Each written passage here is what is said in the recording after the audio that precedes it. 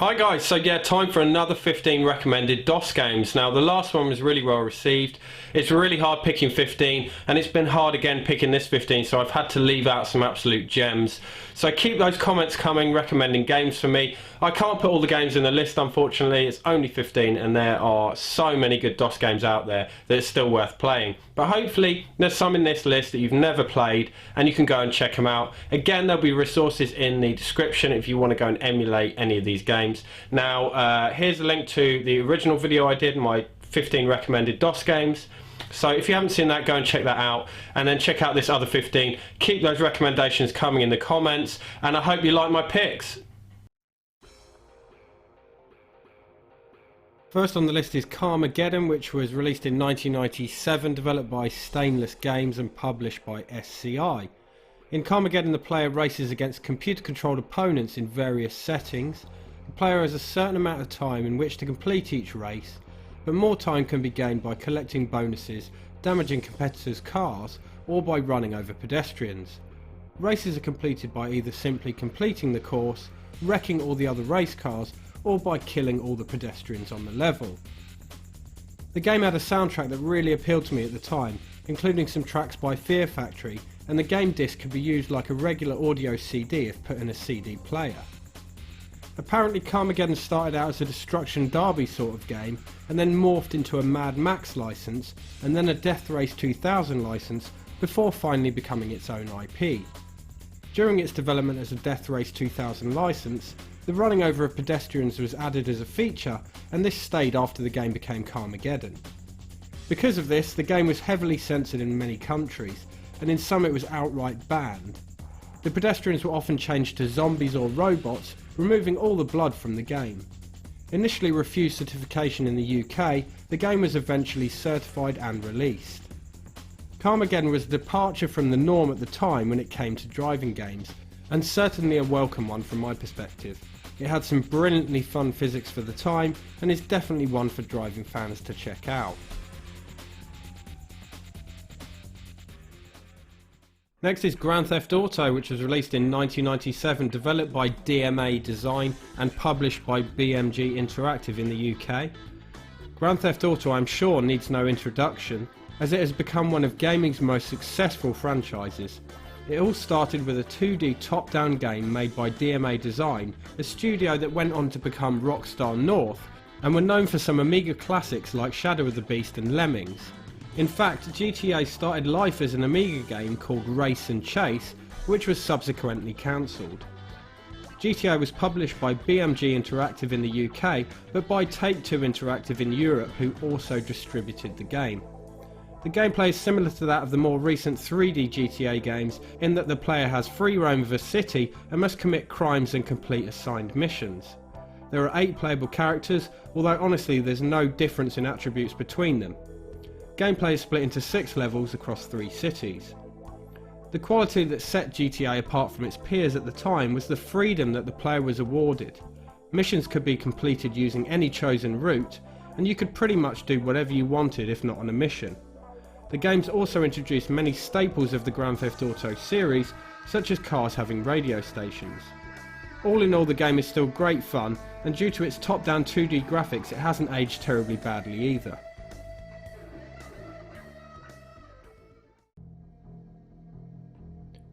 Next we have Prince of Persia, released in 1989, developed and published by Broderbund. Prince of Persia was designed originally for the Apple II by Jordan Mechner, but I first played it on my mate's 386SX. Set in ancient Persia, the plot sees our nameless protagonist traversing the dungeons of a sultan's palace. While the sultan is off fighting a war, a wizard, Jafar, seizes power and locks the sultan's daughter in a tower. Jafar orders her to become his wife, or she will die within 60 minutes. The protagonist, who loves her, must escape the dungeons and rescue her, and yes, literally within 60 minutes, as you have a mere 60 real-time minutes in which to complete the game. There are many obstacles to hinder your progress through the dungeons, such as guards, traps, even his doppelganger, an apparition in his own likeness that emerges from a magic mirror. The player engages the guards in sword fights, and must avoid traps by running and jumping, sometimes activating floor-based mechanisms which trigger the opening of gates, etc. This adds a fair amount of puzzle solving to the gameplay. Prince of Persia was notable for its fluid animations which looked stunningly realistic, especially for 1989. The game isn't easy and I died a lot trying to complete the game, and you'll often find yourself trying again to find that perfect route through the dungeons. A game that had a huge impact on platform games, Prince of Persia is definitely a must play.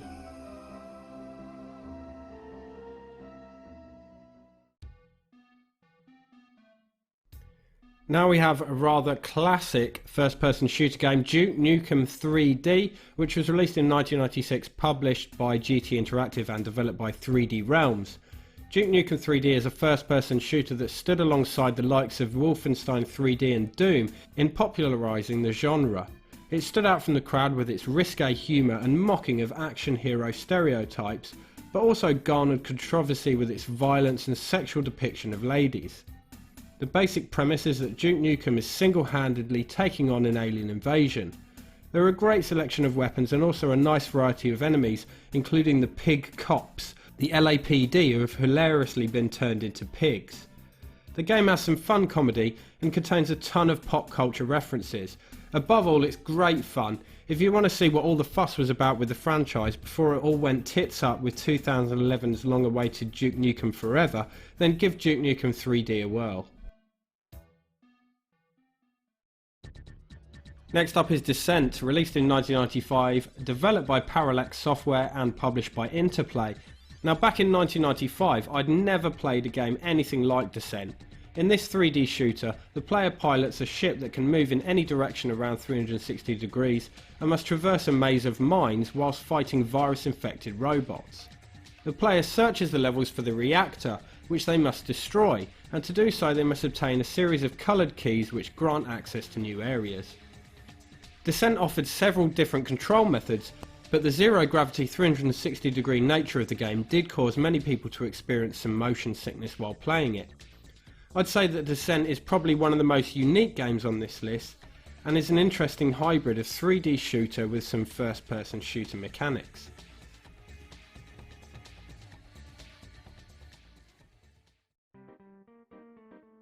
Now we have Sam & Max Hit the Road, released in 1993, developed and published by LucasArts. Now it wouldn't be a DOS Games video without the inclusion of at least one LucasArts game, and Sam & Max is one of my favourites. A game that stands proudly amongst the likes of Monkey Island and Day of the Tentacle as one of their finest adventure games, Sam & Max is a visually gorgeous graphic adventure with some excellent humour and some superb voice acting which was in its infancy at the time. The game is based on Steve Purcell's comic book characters Sam and Max, the freelance police, and he worked on the game as a lead designer at LucasArts. The plot sees them travelling across America after taking on the case of a missing Bigfoot.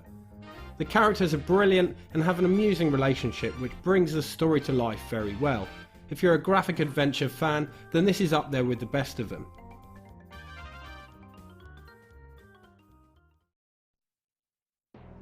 For this game we have another first-person shooter, and I had a tough time picking this one. It came down to a choice of three fantastic games. Apogee's Rise of the Triad, which was their last game before making Duke Nukem 3D, Raven Software's fantasy first-person shooter Heretic, and the game I have chosen, Hexen. Hexen was released in 1995, again developed by Raven Software and published by id Software, and is the sequel to Heretic.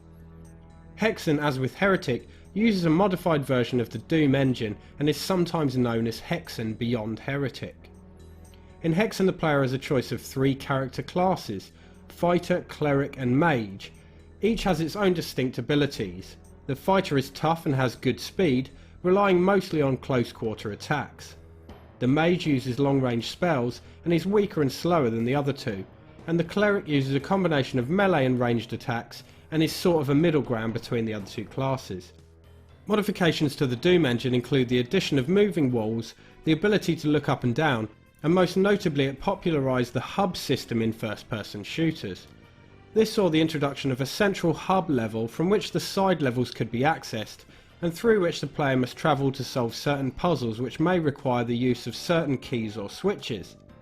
Eventually a boss is encountered, and once defeated, access to the next hub is granted.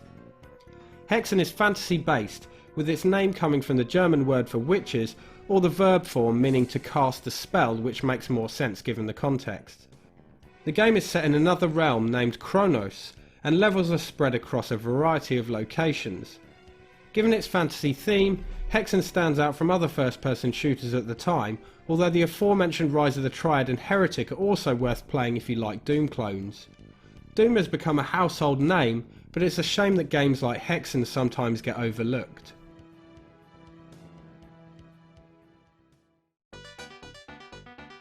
Next is Jimmy White's Whirlwind Snooker, released in 1991 by Virgin Games. Perhaps quite a random addition to the list, but a game which I played a whole lot back in the day. Jimmy White's Whirlwind Snooker is a realistic snooker simulator designed by Archer McLean. The game has a very user-friendly interface and realistic physics, which was so advanced for the time that it was said that actual snooker players could use it to hone their skills. Despite its realism, the game was full of humour, with balls sprouting arms and making faces at the player if they remained inactive for too long, or flies would appear on the screen. The sound effects were also rather jovial, with a successful pop giving a nice little pop. The game was challenging as many of the computer players were bloody hard to beat, but playing against a friend was where the game really shined in my opinion. Perhaps not the most glamorous or action-packed game here, but certainly one that's jolly good fun.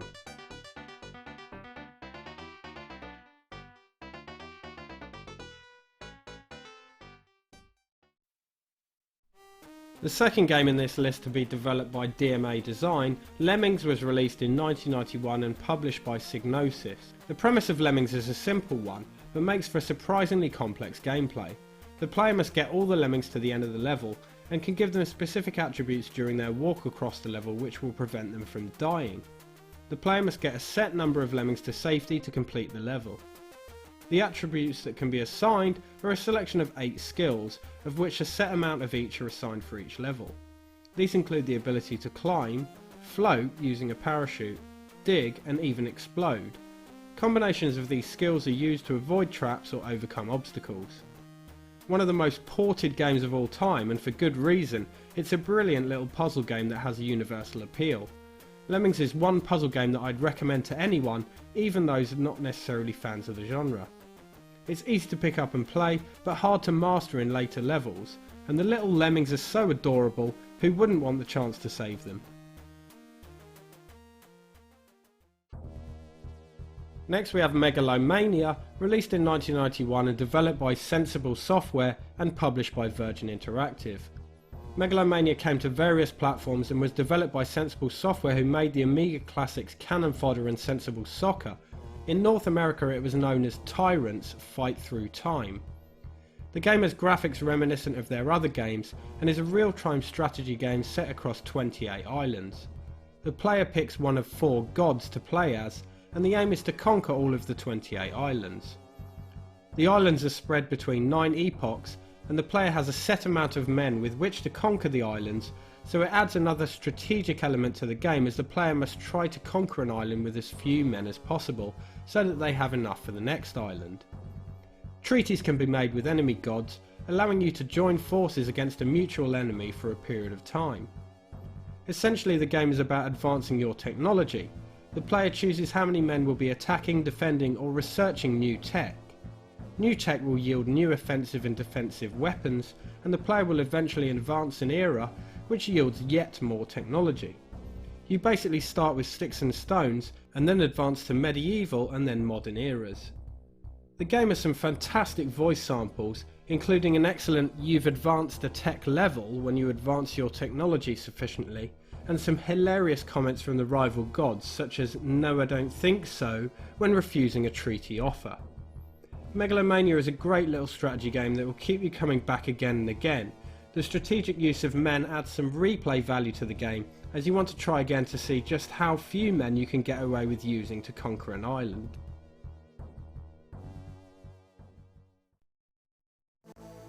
Now we have Rick Dangerous, released in 1989, developed by Core Design and published by Rainbird Software.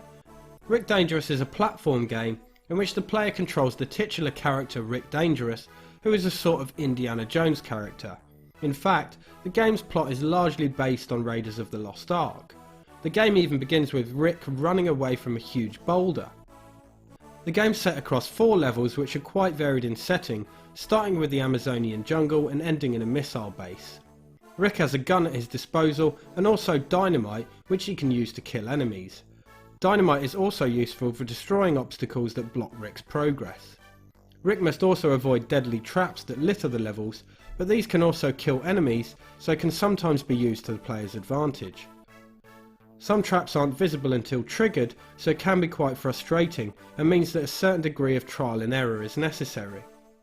The game has some fantastic music, but levels have no in-game music, but do have some great sound effects like the firing of the gun or the that enemies make when killed. Rick Dangerous is a pretty simple platformer, but a shining example of less is more, as its simplicity makes it a very fun little game.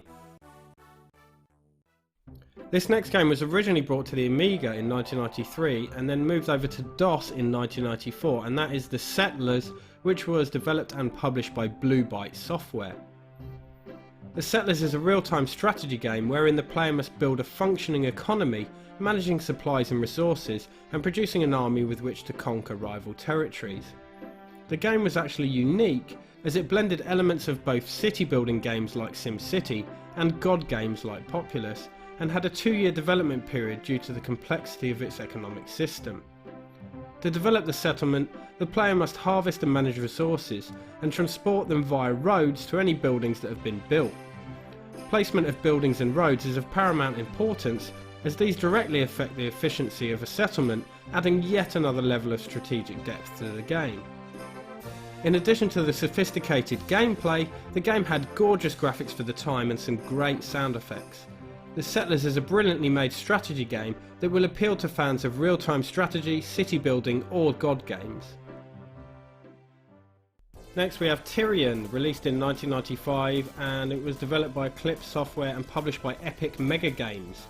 Tyrion is an oddity in this list as it's a game that I only discovered about a year ago when it was recommended by a friend.